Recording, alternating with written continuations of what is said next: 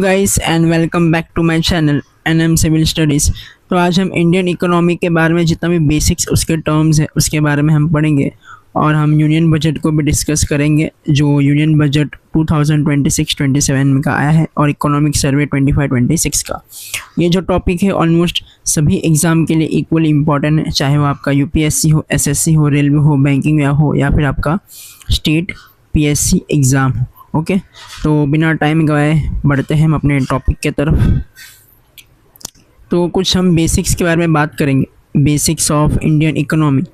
Okay ये आपके सारे गवर्नमेंट एग्ज़ाम के लिए इक्वली इम्पॉर्टेंट है। इसके जितने भी कोर कॉन्सेप्ट्स हैं, historical evolution, structural features of India's economy के बारे में हम डिस्कस करेंगे।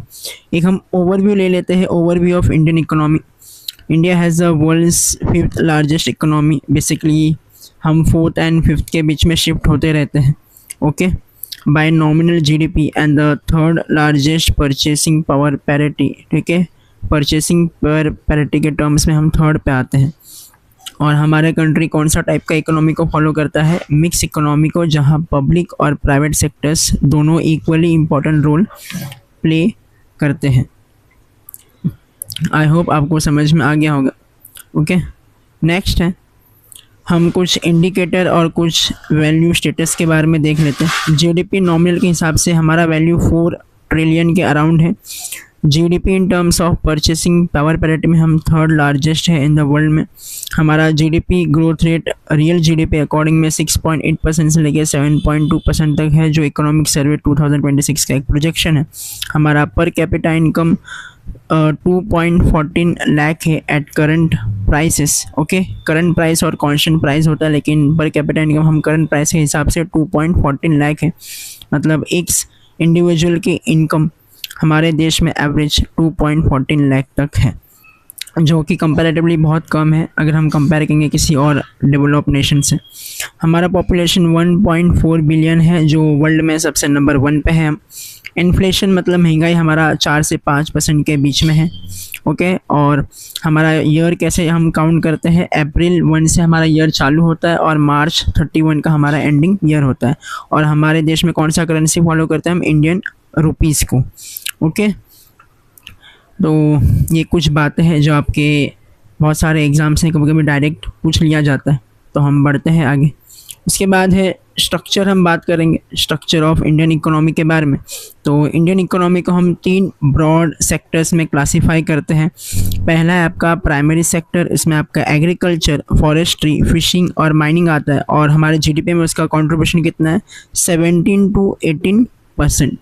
सेकेंडरी सेक्टर में हमारा मैन्युफैक्चरिंग, कंस्ट्रक्शन, इलेक्ट्रिसिटी, गैस, जिसका कंट्रीब्यूशन 26 से 28% तक है।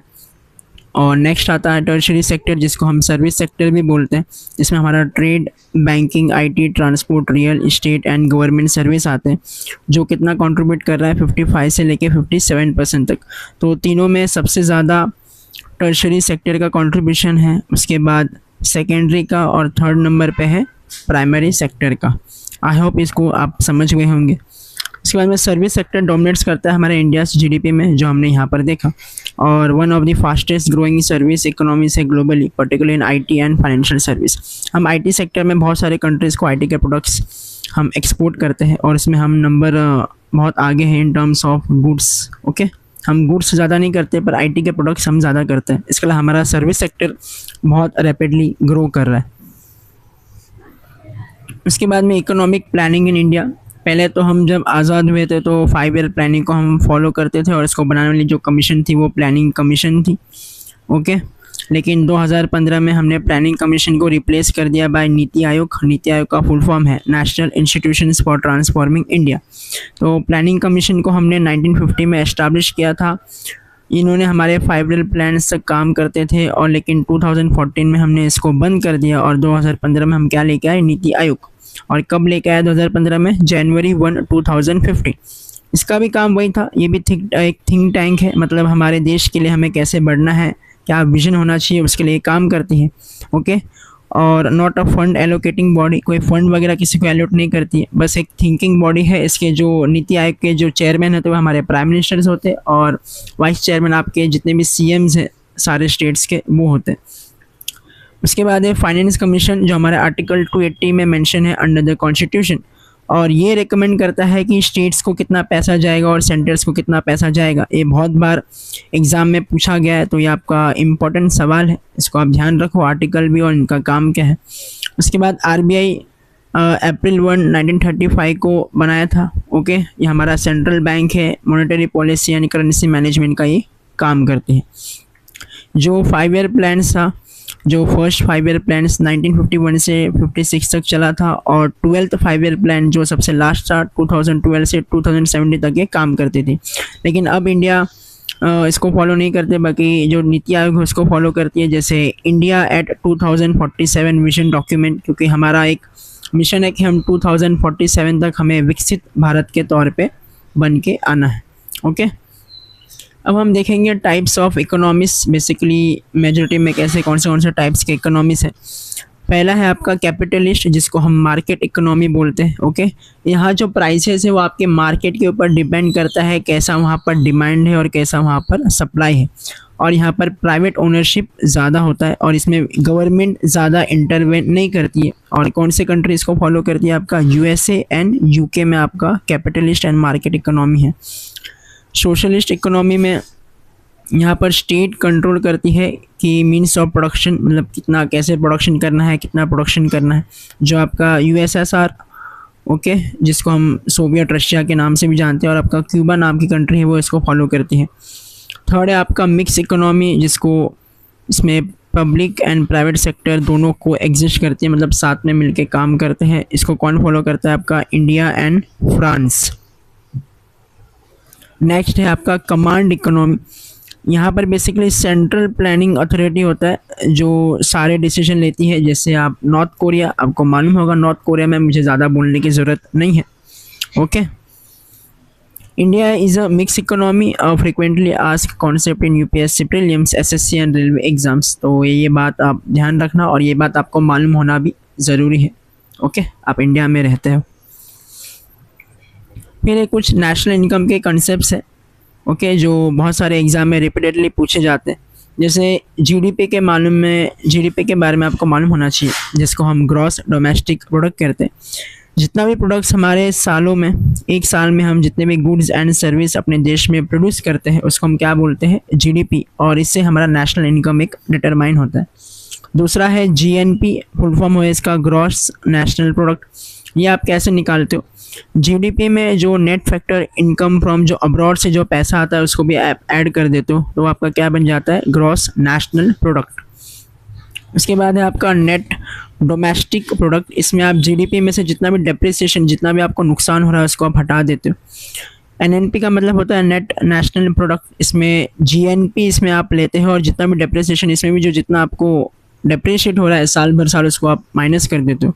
और नेशनल इनकम हमारा फिर क्या होता है, एनएनपी, मतलब net national product at factor cost. Okay, ये बेसिकली कुछ फॉर्मूलाज वगैरह है, कभी आपको आएंगे तो आपको याद रखना है कैसे निकाला जाता है। उसके बाद में पर कैपिटा इनकम, इसके बारे में आप सबको मालूम होगा। पर कैपिटा हम कैसे निकालते हैं, हमारी देश की नेशनल इनकम, उसको हम डिवाइड करते हैं by total number of population, और जो हमारा पॉपुलेशन सबसे ज़्यादा है, ये भी एक रीज़न है कि हमारा जो पर कैपिटा इनकम है वो बहुत ही कम है। ओके, फिर जीडीपी एट मार्केट प्राइस, तो इसको हम कैसे निकालते हैं, GDP at factor cost plus indirect taxes जो आ रहे हैं गवर्नमेंट को, हम सब्सिडीज़ को इसमें माइनस कर देते हैं। जो फैक्टर कॉस्ट है उसको हम जीडीपी एट मार्केट प्राइस, मतलब इंटरचेंज, और इसमें से हम नेट इनडायरेक्ट टैक्सेस को माइनस कर देते हैं। नेक्स्ट है हमारा रियल जीडीपी, जिसको हम बोलते हैं कि हमारा ये जो जीडीपी, ओके, तो जो रियल जीडीपी है वो हमारा बेसिकली जीडीपी जिसको हम इन्फ्लेशन को एडजस्ट करते हैं, और इसमें हम बेस ईयर को काउंट करते हैं। जैसे पहला बेस ईयर हमारा 2011-12 था, लेकिन अब हमने उसको चेंज करके 2022 एंड 2023 कर दिया है। और नॉमिनल जीडीपी में कोई बेस ईयर नहीं होता, इसको हम बेसिकली करंट मार्केट प्राइसेस पे वैल्यू करते हैं, जो रियल में जो चेंज हो रहा है। जैसे इन्फ्लेशन हो गया तो उसके अकॉर्डिंग आपका ये नॉमिनल जीडीपी भी चेंज होते रहता है। ओके, लेकिन कहा जाता है कि रियल जीडीपी बेसिकली ज़्यादा एक्यूरेट होता है किसी भी चीज़ को डिटरमाइन करने में, लेकिन फिर भी हम नॉमिनल जीडीपी को भी यूज़ करते हैं। उसके बाद में formula NNP eight factor cost को जानने के लिए बेसिकली आपको national income, this is a very commonly tested formula, तो इसको आप याद रखना, ओके, जो हमने ऊपर देखा था। इसके बाद में जीडीपी को मेजर करने के लिए हमारे पास 3 मेथड्स होते हैं। एक होता है आपका प्रोडक्शन आउटपुट मेथड, जिसमें आप जितने भी वैल्यू एडेड हो रहे सारे स्टेज ऑफ प्रोडक्शन में उसको आप क्या करते जाते हैं, नाम से मालूम पड़ रहा है, ऐड करते हैं। उसके बाद है इनकम मेथड, जितने भी इनकम्स आपके आ रहे हैं, चाहे वो आपको वेजेस से, जो आपकी सैलरी है, जिसको रेंट से आ रहा है, इंटरेस्ट आ रहा है, या फिर जो प्रॉफिट हो रहा है, ठीक है, उसको हम काउंट करते हैं। और एक्सपेंडिचर मेथड में हम इसको काउंट करते हैं। सी का मतलब okay is a private consumption, I is investment, G is government spending, और एक्स माइनस एम होता है मतलब एक्सपोर्ट माइनस इम्पोर्ट, जिसको हम नेट एक्सपोर्ट्स भी कहते हैं। जितना आपका एक्सपोर्ट ज़्यादा होगा उतनी आपके देश की इकोनॉमी के लिए फ़ायदा होगा। जो एक टिप है, the expenditure method formula C plus I plus G plus X minus M is a favourite in UPSC prelims and SSC CGL exams, जो आपको याद रखना, ओके। उसके बाद है इन्फ्लेशन। इन्फ्लेशन का सीधा मतलब है, सिंपल हिंदी में बोलूँ तो इसका मतलब होता है महंगाई, ओके, महंगाई हो जाना हमारे मार्केट में। तो inflation refers to a sustain rise in general price level and it erodes the purchasing power. जैसे ही महंगाई बढ़ जाती है तो आम आदमी का सामान खरीदने का जो पावर होता है वो कम हो जाता है, ठीक है। इसमें भी अलग अलग टाइप के इन्फ्लेशन है। एक है आपका डिमांड पुल इन्फ्लेशन। ये इन्फ्लेशन तब होता है जब बहुत too much money chasing too few goods, हमारे पास प्रोडक्ट्स बहुत कम होते हैं लेकिन वो प्रोडक्ट्स के डिमांड ज़्यादा होते हैं, इसके लिए उसका प्राइस क्या हो जाता है, बढ़ जाता है। उसको हम क्या बोलते हैं, demand full inflation. Cost push inflation होता है कि जो प्रोडक्शन जो होता है उसका कॉस्ट आपका बढ़ जा रहा है बिकॉज ऑफ ज़्यादा लोग ज़्यादा सैलरी डिमांड करें या फिर रॉ मटेरियल का प्राइस हो गया तो उसकी वजह से वो प्रोडक्ट का जो प्राइस है वो हाई हो जाता है। स्ट्रक्चरल इन्फ्लेशन का मतलब होता है कि आप सप्लाई बराबर से नहीं कर रहे हो, सप्लाई करने में कुछ प्रॉब्लम आ जा रहा है क्योंकि हमारे पास अच्छा इंफ्रास्ट्रक्चर नहीं है। स्टैगफ्लेशन का मतलब होता है इसमें आपका इन्फ्लेशन भी होता है, महंगाई भी है और आपका इकोनॉमिक भी इतने अच्छे से काम नहीं कर रहा है because of high unemployment rate, okay. ये सब टर्म्स बहुत बार एग्जाम में पूछे जाते हैं तो ये सब आपको सब मालूम होना चाहिए।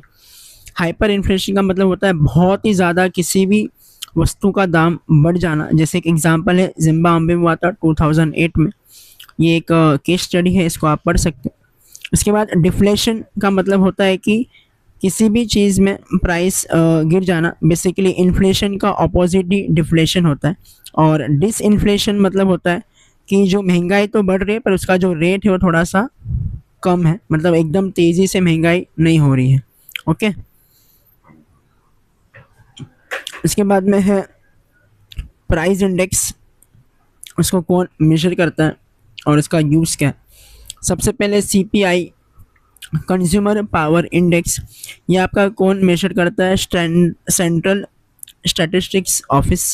और हमारा रिटेल इन्फ्लेशन क्या है, आरबीआई टारगेट करती है कि 4% से लेके +-2% तक के बीच में रहना चाहिए, ओके। उसके बाद है डब्ल्यूपीआई, ओके, इसको office of economic adviser measure करता है। डीपीआईआईटी मतलब department of promotion of internal trade, okay.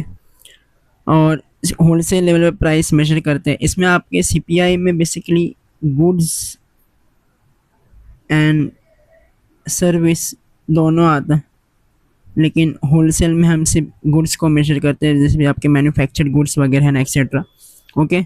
ये डेली लेवल पे जो प्राइस वगैरह चेंज हो रहा है उसको मेजर करने में काम आता है। जीडीपी डिफ्लेटर, इसका फॉर्मूला है ratio of nominal to real GDP, और ये आपको मेजर इन्फ्लेशन वगैरह करने में काम आता है। उसके बाद है मॉनेटरी पॉलिसी। मॉनेटरी पॉलिसी को कौन मैनेज करता है, reserve bank of India through इस मॉनेटरी पॉलिसी कमेटी।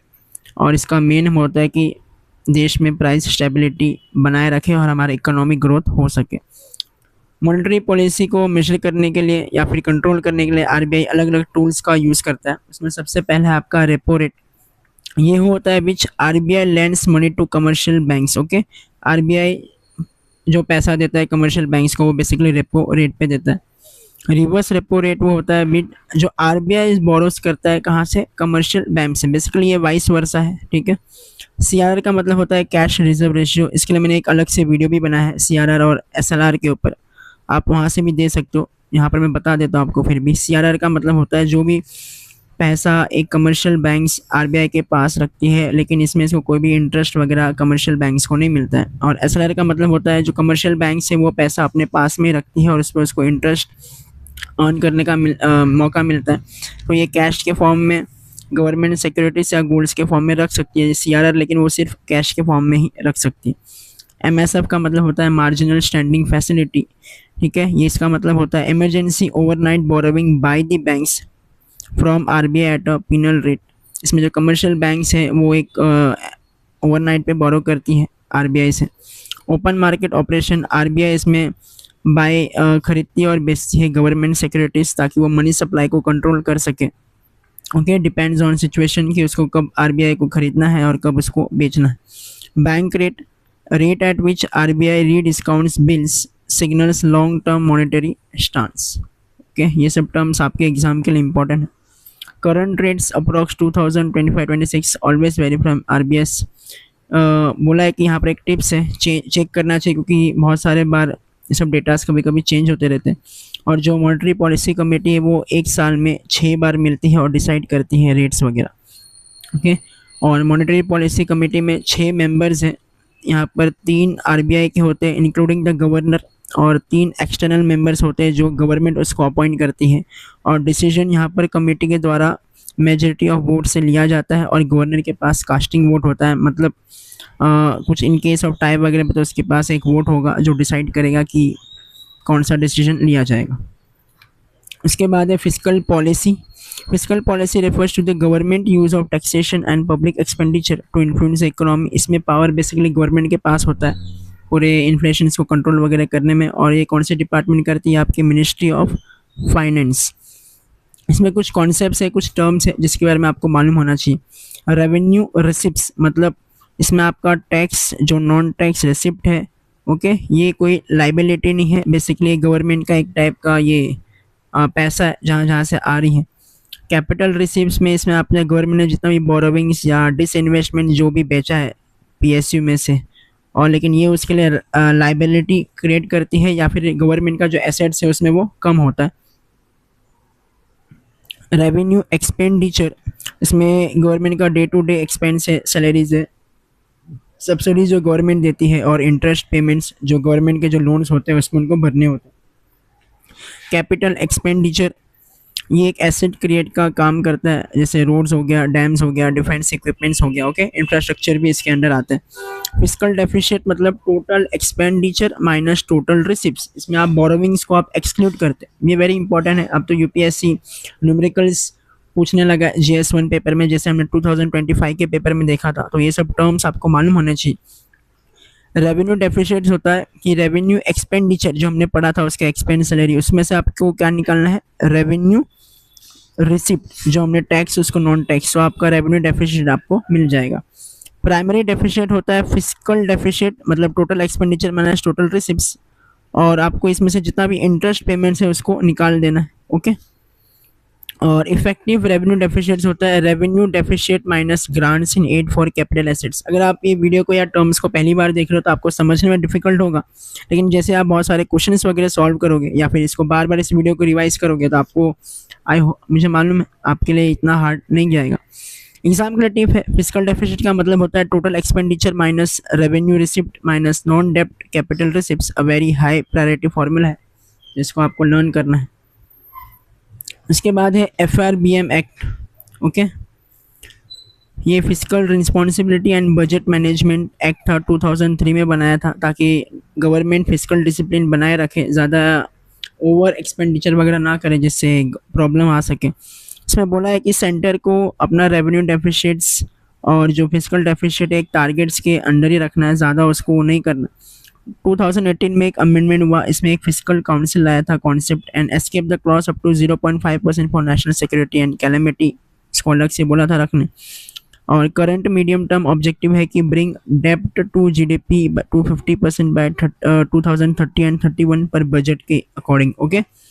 बेसिकली आपका जितना GDP है और आपका कितना डेप्ट मतलब जितना कर्जा होना चाहिए आपके 50% से ज़्यादा एक्सीड नहीं करना चाहिए, तो वो आपको देखना है।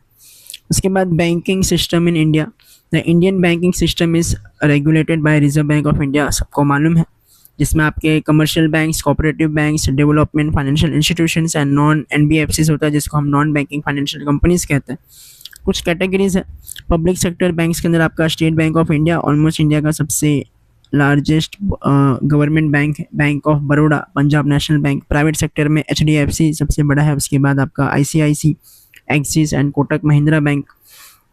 फॉरेन बैंक्स में Citi bank, standard chartered and HSBC. ग्रामीण रूरल बैंक्स में आपको ग्रामीण बैंक्स पढ़ा सुना होगा, जो आपके रूरल क्रेडिट नीड्स को ज़रूरत को पूरी करती है, बेसिकली एक टाइप का लोन्स प्रोवाइड करती है टू फार्मर्स।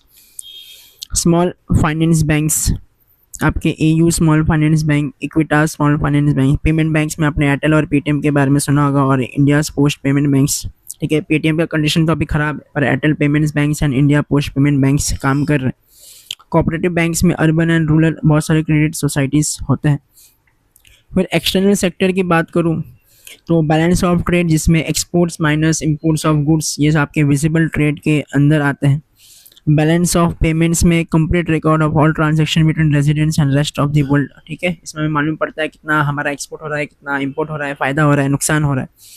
करंट अकाउंट, इसमें आपके गुड्स एंड सर्विस काउंट करते हैं जिनके इनकम आ रहा है, जो ट्रांसफर्स है। कैपिटल अकाउंट में आपका फाइनेंशियल फ्लोस, आपका foreign direct investment, okay, FPI and external borrowings वगैरह।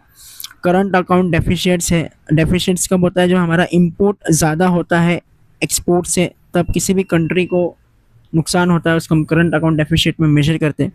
फॉरेन डायरेक्ट इन्वेस्टमेंट मतलब कोई बाहर से हमारे देश में इन्वेस्ट कर रहा है, जिसको हम लॉन्ग टर्म इन्वेस्टमेंट देते हैं विथ मैनेजमेंट कंट्रोल। अगर 10% से ज़्यादा किसी भी कंपनी में कोई बाहर से इन्वेस्ट कर रहा है तो उसको हम एफडीआई में काउंट करते हैं। एफपीआई होता है फॉरेन पोर्टफोलियो इन्वेस्टमेंट, ये बेसिकली शॉर्ट टर्म इन्वेस्टमेंट होता है जो हम स्टॉक्स बॉन्ड्स में करते हैं, फॉर्मली कॉल कौन, फाइनेंशियल इंस्टीट्यूशन इन्वेस्टर के ज़रिए, फॉरेन इंस्टीट्यूशनल इन्वेस्टर के ज़रिए। फॉरेक्स रिजर्व्स में बेसिकली ये आरबीआई हेल्ड करता है, जैसे कि इंडिया का रिजर्व्स है, ओके, 680 से 700 बिलियन डॉलर तक। India is the world's largest recipient of remittance. Remittance मतलब जो बाहर में जो काम कर रहे हैं हमारे देश के लोग, और जो जब इंडिया पैसा भेजते हैं उसको हम रेमिटेंस में काउंट करते हैं, okay, money sent by Indians abroad. और रेमिटेंस फॉर्म अ की part of the current account में इसको हम काउंट करते हैं। यूनियन बजट 2026-27 का थोड़ा डिस्कस कर लेते हैं। ये बेसिकली आपके फाइनेंस मिनिस्टर निर्मला सीतारमन जी करती है, ऑन Feb 1 2026 को किया था। इसका 9th कॉन्जिक्यूटिव बजट था, कंटिन्यूस, ओके। और इनका जो फिलोसॉफी था इस बार संकल्प और कर्तव्य, economic growth, inclusive development and future ready India. उसके बाद में कुछ आर्टिकल्स के बारे में मेंशन है। आर्टिकल 112 में हमारा annual financial statement, the formal constitutional term for budget. हम बेसिकली हमारे कॉन्स्टिट्यूशन में बजट टर्म मेंशन नहीं है, उसको एनुअल फाइनेंशियल स्टेटमेंट कहते हैं। Under article 112 important for exam. Article 113 estimate submitted to parliament in the form of demand for grants. ठीक है, फिर article 114 appropriation bill, no money can be withdrawn from consolidated fund without it. Parliament के permission के without आप consolidated fund में से money वगैरह नहीं निकाल सकते हो। उसके बाद आर्टिकल, बहुत सारे आर्टिकल मेंशन है। आर्टिकल 110 इंपॉर्टेंट है, finance bill is a money bill introduce only in Lok Sabha. उसके बाद 266 जिसमें आपका consolidated fund of India and public account of India. 267 जिसमें आप contingency fund of India, okay, इसमें आप प्रेसिडेंट के परमिशन के बगैर नहीं निकाल सकते। और आर्टिकल 280 फाइनेंस कमीशन, जो सेंटर स्टेट्स को शेयरिंग वगैरह में काम करती है। Article 112 annual financial statements, article 110 money bill, article 114, article 226 consolidated fund. ये जो चारों के चारों UPSC prelims, SSC, railway exams में पूछे जाते हैं, तो ये आपको पढ़ना है और आर्टिकल्स याद रखना है। कुछ नंबर्स है जिसको हम देख सकते हैं। Basically exam point of view में कभी कभी पूछ लिया जाता है रेलवेज़ वगैरह में, पर यूपीएससी में तो ऐसा क्वेश्चंस नहीं पूछे जाते, तो इसको आप देख लेना वीडियो पॉज करके, ओके। यहाँ पे जैसे कुछ की फिगर है, हमारा कैपिटल एक्सपेंडिचर 12.2 लाख करोड़, 9% जो इंक्रीज़ हुआ है। बेसिकली हमने इंफ्रास्ट्रक्चर, रोड्स वगैरह पे ज़्यादा फोकस किया है। जो इफ़ेक्टिव कैपेक्स है, ओके, तो इसमें कुछ कैपेक्स हमने स्टेट ग्रांट्स में भी है 17.1 लाख करोड़, जो आपके फिजिकल डेफिसिट को एक्सीड कर रहा है, ये बेसिकली नहीं होना चाहिए, ठीक है। Meaning all borrowings are channelize into asset creation पे हम ज़्यादा फोकस कर रहे हैं, पर हमने इसमें फिजिकल डेफिसिट के हम बहुत आगे गए, तो ये गवर्नमेंट को थोड़ा ध्यान देना पड़ेगा। फिर हम देखेंगे कि रुपये कहाँ कहाँ से आता है, बेसिकली पैसा कहाँ कहाँ से जनरेट होता है, ओके। तो बोरोविंग्स एंड अदर लाइबिलिटीज से हमारा 27 पैसा आता है, इनकम टैक्स से हमारा 22, जीएसटी एंड अदर टैक्स से 18, corporation tax, non tax revenues, customs, union excise duties and non डेब्ट कैपिटल रिसिप्ट। तो सबसे ज़्यादा जो पैसा हमारा लोन्स वगैरह से आते हैं और इनकम टैक्स से। अब हमारा पैसा कहाँ पर जाता है वो हम देखेंगे। तो हम लोन से हमारा जो पैसा आता है तो ऑफकोर्स हमारा जो इंटरेस्ट पेमेंट में सबसे ज़्यादा जाता है, फिर हम जो टैक्सेस वगैरह वो शेयर करते हैं, फिर सेंट्रल सेक्टर की जो स्कीम्स होती है, जो सेंट्रल गवर्नमेंट स्कीम्स निकालती है उस पर, फिर फाइनेंस कमीशन का ट्रांसफ़र, फिर डिफेंस पे पैसा है, सेंट्रल स्पॉन्सर्ड स्कीम जो स्टेट और सेंट्रल गवर्नमेंट दोनों मिल के निकालती है, दोनों का पैसा इसमें लगता है, फिर जो हम सब्सिडीज़ देते हैं, फिर और बहुत सारे अदर एक्सपेंडिचर। कुछ टिप है, interest payments consume about 26% of total expenditure and 40% of revenue receipt, मतलब बहुत ज़्यादा ये ले रहा है, मेजर फिजिकल ड्रैग है, ठीक है। ये आपके मेंस एग्जाम में पूछा जाता है GS3 में, और SSC में भी ये क्वेश्चंस कभी कभी आते हैं, तो आपको ये ध्यान रखना है। हम स्टेजेस देखेंगे बजट का पार्लियामेंट में बेसिकली कैसे प्रेजेंट करता है इसको। बजट हम इसमें प्रेजेंट करते हैं लोकसभा की, राज्यसभा में, बेसिकली लोकसभा में Feb 1 को, फिर बजट में स्पीच डिलीवर किया जाता है, फिर जनरल डिस्कशंस होता है, पर इस स्टेज पे कोई वोटिंग्स वगैरह नहीं होते, और जनरल डिस्कशन दोनों हाउस पे होता है, लोकसभा एंड राज्यसभा।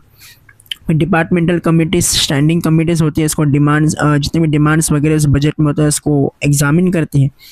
फिर वोटिंग होता है, demands for grants only Lok Sabha votes करते थे, राज्यसभा के इसके पास कोई पावर नहीं है। फिर appropriation bill authorize the withdrawal from the consulate fund of India, एक बार ये वोटिंग्स वगैरह हो गए तो कॉन्सुलेट फंड ऑफ में से इंडिया गवर्नमेंट को मिलता है। और finance bill gives effects to taxation proposals must be pass within 75 days. Taxation वगैरह में चेंज करना है उसके लिए आपको फाइनेंस बिल्स पास करने होते हैं। कुछ कट मोशंस है जो मेंबर्स मूव कर सकते हैं, जैसे disapproval of policy cut, economic cut, token cut. Basically ये सबका मतलब होता है कि जो भी डिमांड फॉर ग्रांट में जितना पैसा बोला है इसको कम करना, ओके। वोटिंग स्टेज के दौरान ये सब किया जाता है। Types of budgets, surplus budgets का मतलब होता है कि हमारा इनकम ज़्यादा है और एक्सपेंडिचर कम है। डेफिसिट का बजट का मतलब होता है हमारा एक्सपेंडिचर ज़्यादा है और इनकम कम है। बैलेंस बजट में दोनों चीज़ सेम होती है। जीरो बेस बजट में every expense must be justified from scratch, no base year, कोई बेस ईयर का हम रेफरेंस नहीं लेते हैं। आउटकम बजट में links financial allocation with measurable incomes. Gender budget इसमें वुमेन्स वेलफेयर के लिए, ठीक है, जो हमने 2005-6 में इंट्रोड्यूस किया था। परफॉर्मेंस बजट जो हमारा परफॉर्मिंग टारगेट्स और अचीवमेंट्स को टारगेट करता है। Vote on account, interim authorization before full budget. Basically जब हमारा बजट पेश होने से पहले हमें कुछ अगर पैसे की ज़रूरत है तो हम वोट ऑन अकाउंट को करते हैं, ओके। पर इसमें ज़्यादा पैसा आप नहीं मांग सकते हो, यहाँ पर दिया है कि आप 2/6 ऑफ एस्टिमेटेड एनुअल एक्सपेंडिचर उसमें से कुछ मांग सकते हो। बजट 26 एंड 27 के कुछ थीमेटिक पिलर्स है। कर्तव्य, economic growth, manufacturing, MSMEs, infrastructure and physical consolidation. कर्तव्य 2, inclusive development, agriculture, social schemes, women empowerment, youth. Future ready India, technology, green energies पे हम काम कर रहे हैं अभी। सेमीकंडक्टर, स्पेस इकोनॉमी बहुत ही इंपॉर्टेंट है, ओके, फ्यूचर रेडी इंडिया के लिए। The economic survey 2026 emphasized the productivity led growth, shifting from demand driven to supply side efficiency through structural reforms, okay. Productivity पर हम ज़्यादा ध्यान दे रहे हैं। उसके बाद है सेक्टर वाइज कुछ हाईलाइट्स वगैरह है, अलग अलग स्कीम्स है एग्रीकल्चर एंड अलाइड सेक्टर्स को, ये आप पढ़ लेना, ओके।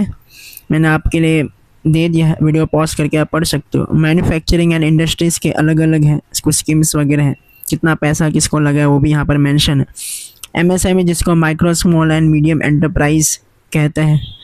इसके बाद यहाँ पर कुछ बताया कि MSMEs contributes 30% to GDP and 45% to total exports. They employ over 110 million people. India second largest employment generator after agriculture. Okay, तो ये बात आप ध्यान रखना। फिर इंफ्रा एंड कैपिटल एक्सपेंडिचर में भी मेंशन किया हुआ है, energy security and green growth. उसके बाद social sector and inclusive development, okay, इसमें बहुत सारे स्कीम्स वगैरह मेंशन है जो बहुत बार पूछा जाता है। अब MG नगर को यहाँ पर चेंज करके VBG रामजी बिल किया है, तो ये सब आपको पढ़ना है, आने वाले एग्ज़ाम्स में आपको बहुत ही काम आएंगे। एजुकेशन, स्किल्स एंड डिजिटल से जितने भी चेंजेस वगैरह है आपके यूनियन बजट में मेंशन था। Financial sector and ease of doing business.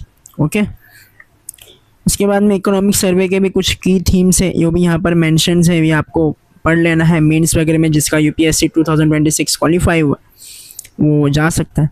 कुछ इंपॉर्टेंट बजट रिलेटेड टर्म्स है जो एग्ज़ाम्स के लिए, basically consolidated fund of India, इसमें ऑल जितने भी रेवेन्यूज़ आ रहे हैं, लोन्स जितना रेस किया है, लोन का रीपेमेंट्स रिसीव, सब इसके अंडर है आर्टिकल 266(1) में। और इसमें पार्लियामेंट्री अप्रूवल लगता है इसमें से पैसा निकालने के लिए।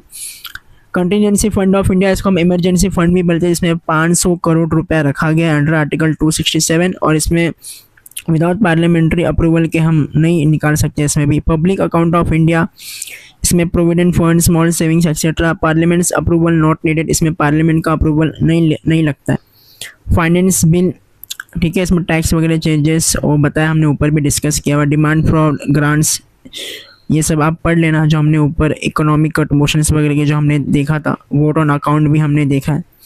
उसके बाद है विकसित भारत 2047 इंडियाज़ का डेवलपमेंट विजन।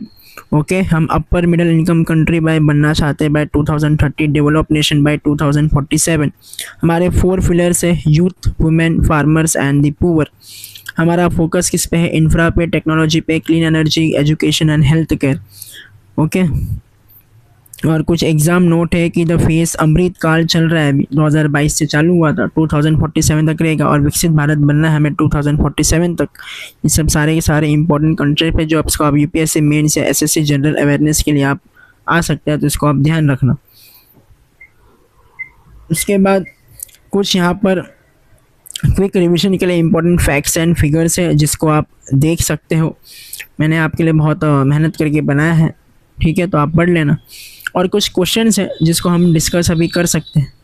ओके, तो चलो बिना टाइम गवाए हम क्वेश्चन डिस्कस करते हैं जो आपके पूछा गया है बहुत बार या पूछे जा सकते हैं। Under which article of the Indian constitution is a union budget presented? Article 112। Okay, article 112 ये मैंने आपको बताया है। What is a term use in the constitution for the union budget annual financial statement? Who presents the budget in parliament? Union finance minister, और भी कहाँ पर? लोकसभा में। तो ये बात आपको ध्यान देना है। ओके, उसके बाद which fund can the executive draw upon for urgent expenditure without parliamentary approval? तो आपका contingency fund of India article 267 में मेंशन है। What is guillotine in parliamentary procedure? Unspent demands for grants voted upon en masse on the last day of budget session without discussion. If revenue received is 10 lakh crore and revenue expenditure is 12 lakh crore, what is the revenue deficit to 2 lakh crore? Basically आपको revenue expenditure में से revenue receipt को minus करना है, तो आपको answer मिल जाएगा 2 lakh crore. What does fiscal deficit represents? Basically total expenditure minus total revenue receipts minus non-debt capital receipts, और total expenditure minus all receipts other than borrowings को आपको बेसिकली हटा देना। Niti Aayog was establish on which date? January 1, 2015, और किसको replace किया था? Planning commission को। What is GDP deflator? Nominal GDP upon real GDP। Okay, और इसको इकोनॉमी को मेजर्स करते हैं। Which constitutional article deals with finance commission? Article 280। उसके बाद में कुछ इकोनॉमिक्स है जिसको आप याद कर सकते हो फॉर्मूला के फॉर्म में, जैसे GDP का फॉर्मूला के लिए। ओके, इनमें 3 फंड्स के बारे में बात है, बजट के आर्टिकल्स के बारे में है, और कट मोशंस के बारे में बताया गया है। तो आई होप आपको सब समझ में आ गया होगा। आप इसको देख सकते हो वीडियो पॉज करके। तो इसी के साथ हम अपने इस वीडियो को कंक्लूड करते हैं। आई होप आपको वीडियो पसंद आया होगा, तो दोस्तों के साथ शेयर कीजिए, लाइक कीजिए और चैनल को सब्सक्राइब कीजिए। इस वीडियो को लाइक जरूर करें, इसे अपने दोस्तों के साथ शेयर करें, नीचे एक कमेंट छोड़ें और सब्सक्राइब करना ना भूलें। उस नोटिफिकेशन बेल पर क्लिक करें। अगली वीडियो में मिलते हैं।